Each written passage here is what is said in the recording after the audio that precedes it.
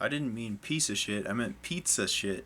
It's when you eat too much pizza. And to Green Angel Tower, Part One, um, Book 3 out of 4 of the Memory Sorrow Thorn series by Tad Williams from the early '90s is a at times a chore to read, but worth it whether or not you finish it, because it's all together the ride is more important than the outcome of the story. So he takes classic fairy tale tropes and makes them new and believable again with really um, realistic and likable characters. There's a lot of innocence in the story, and also in this story, at this point in the story, um, the coming of age element is more like hardcore than a lot of other books like that have coming of age elements in it. Meaning, for example, war action scenes are not particularly fun. They feel painful, and there's a lot of melancholy, and there's a lot of coldness, and then the effects and dealing with death and loss and grief and just the unfairness and the ugliness and the pain is really felt, and that's driven home even more. So that's some of the most memorable parts of the book for me. The Battle of the Rock, at Sesuadra or whatever, the Stone of Farewell. So, and also, um, there's some good adrenaline and action does show up, but 99% of the time, this book is putting you to sleep, and that's both its best and worst quality.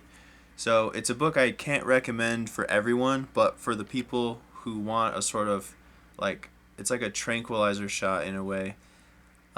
They want a really mystical, um, like slightly moody, mystifying experience. That's like I imagine a lot of weed smokers would like, but I mean I've never smoked weed, so what do I know? But I mean this is a book that hobbits would read because it's so deliberately slow that it's oddly more grounded in realism, and the world is easier to escape into, and it's more beautiful. But the bad part is that oftentimes it feels like the book doesn't have a pulse, but it is oddly unique, and so it is a very memorable experience. It's almost more enjoyable in hindsight, um, in a way, but likely you have to kind of force yourself to pay attention. And I hate to say this, but just to be honest, for the sake of the truth, being the critic that I am, I cannot lie. I think that is what has alienated it from greater popularity, which is really not the fault of the book. It's that not enough people read fiction, so I don't think it got exposed to a larger potential audience that it would have deserved if if Western culture valued um, more intellectual hobbies like deep reading of great books like this more. So, I mean, it is a successful book series, but I mean, I don't think it's terribly. I don't think it's gonna.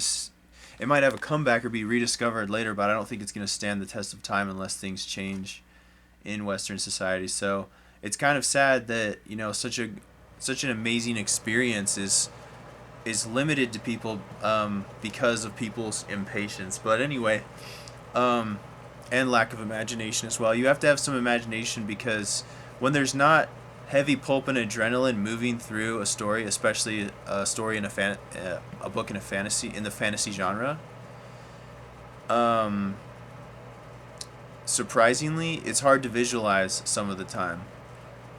But I think in this book it was only less so than the first two books for me because there's more perspective characters, and there's as the war between the two king rival brothers keeps brewing up across the land, the entire continent, and more peoples are getting caught up into it.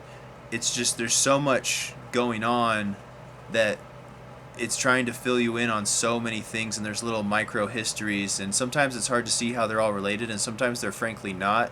And it does give the feeling that the author is meandering, and that is going to alienate a mainstream commercial audience because pace really matters. And so I think this book could have done with more editing because there were times where it was genuinely frustrating.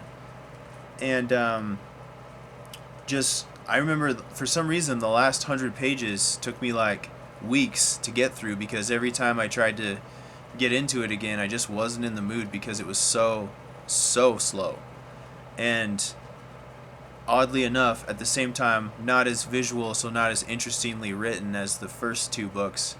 But why this book still gets a 10 out of 10 for me is because it offers something that the first two books don't, which is it's moving the characters' development forward with greater challenges, like the realities of war and growing up, and also romance beginning, and having to deal with some very realistic, relatable antagonists. That doesn't shy away from the real evil in people, but interweaves that with fantasy tropes really, really brilliantly. And so, I mean, it is a different fantasy experience, and so, but it is long. It is one of the longest books I've ever read, and it's amazing to think that this is only half of the third book, and they had to split it into two books, which are both about 800 pages, huge pages, crammed with details that slow the pace even more, which is partially intentional, like I said. Beyond that, there's a lot of iconic moments I won't forget, but the story and the major plot developments, there's like no plot twist. It's very simple. It's really just about the realization of it all and making tropes relevant again, and that sense of epic inspiration that comes from classic heroism, classic romance, classic coming of age, coming to the reality of contemplating mortality. Also, the theme of what it means, what war is truly like, and how sometimes there's a more good side in war, and what it's like to lose. And I love this theme that's so much more bitter tasting and more realistic in this book series. It caught me off guard how unique it is and how much it puts you in the story. It's just this constantly reoccurring theme of being pushed to your limits and like almost being very close to death, but still pressing on for some larger goal is really, it truly is epic. It really is well realized here, especially when Miriamel and her party are stuck fighting the bugs and rescuing Tiamat and in the Ron and in the Ron jungles, and that was genuinely disturbing. That was like Ted Williams can write horror at any point when he wants to, and little splashes of horror show up. That's awesome. And also, freaking the Cadrach, talking about the curse of Nises and getting involved in at one point in his past, like dark magic, sorcery, that sort of thing. There's these moments where the book totally steals my attention. Everything's fascinating, and you read 30 pages like in an instant, and then there's like 100 pages of boring that it's hard to understand why. So this is there's a lot of ups and downs in this book, but it's one of those books where there feels like there's an entire world in here that is unique and odd enough to contain a lot of mystery that there's just enough enough going on that you want to see how things turn out. You want to see how character relationships turn up, and they all feel connected, even though sometimes it doesn't seem logical in how they're connected. It's just a fantasy. It's just this is one of the most typical fantasies, like universal trope appeal, but the delivery is very oddly unique and is not going to appeal to anyone that doesn't have a lot of patience. So this is one of my favorite fantasy book series of all time. It's probably in my top 10. I absolutely loved it. It's not without its flaws. But yeah, I don't think it would appeal to commercial mainstream audiences, but who knows how culture and such will develop in the future, and more people will, who knows, maybe it'll continue to stick around with a large fandom, or I mean fan base, or be rediscovered. So, or discovered by future generations. Probably, I hope so. But my theory, to be not that I want to be pessimistic, but I got to be realistic because I'm all about truth and truth seeking and finding universal truths within fictional patterns and paradigms from a multiplicity of otherwise unrelated sources, perhaps.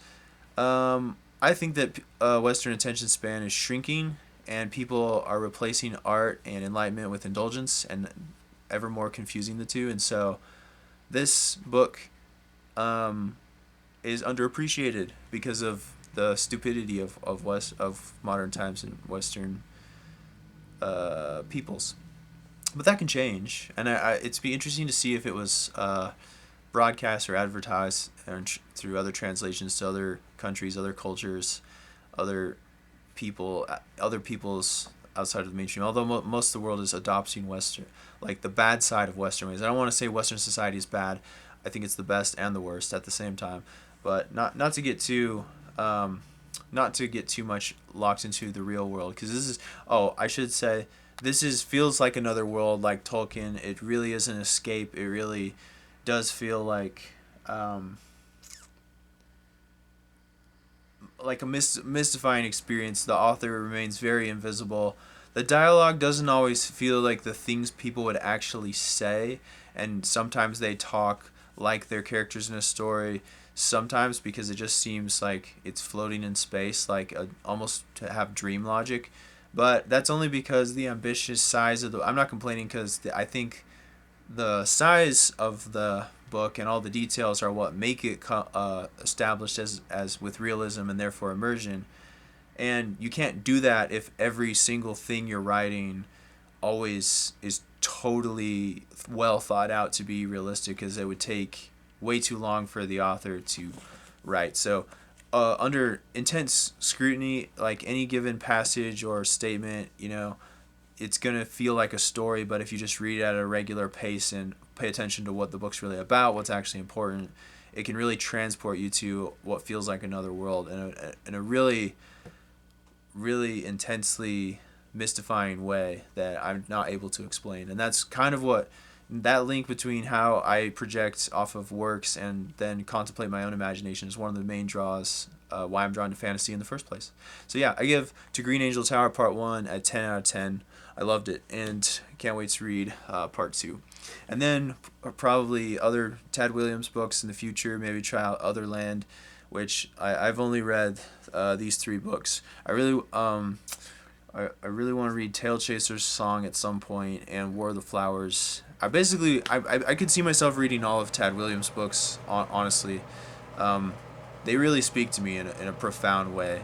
Especially because I love nature, and this book is like a loving homage to nature in a way that is often poetic. I forgot to add that detail. So it's a good. I imagine this is perfect books to take with you if like hiking or camping or something like.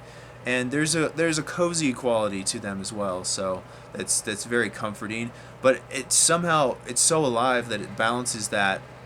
The world is so alive, the characters are so alive, and also I forgot to say the characters are genuinely good people, like inspiring role models. They handle temptation well, they handle challenges well, they handle their anger well, and so there's genuine chivalry, nobility, virtue in these books that frankly most of modern Western audiences aren't worthy to even try to contemplate, to try to understand or appreciate. So and I think this book pulls it off probably better than the vast majority of fantasy out there, especially because so much fantasy is kind of has a really immature, like punk, immoral spirit about it. It's more about style than substance. This book is more about substance than style, and it's just kind of perfect in most ways. And I think it's too good for this world, honestly, and probably underappreciated. So yes, I love Memory Sorrowthorn. Can't wait to finish the next one. But I have a reading list of several books because I'm reading multiple fantasy series that are all in chronological order at the same time. So it's going to take me a few months at least, maybe years. I hope not, to get to the last book. But you know, it's weird. I don't really need to know or care about the actual outcome of the story because I'm really reading this book, this series to spend time with the characters, and so it's really about the ride, not necessarily the destination for me. And I think anyone expecting otherwise is going to be disappointed. So yeah, highly recommend. Excellent, timeless, executing tropes, universally appealing tropes in a unique way. Um, Definitely read it.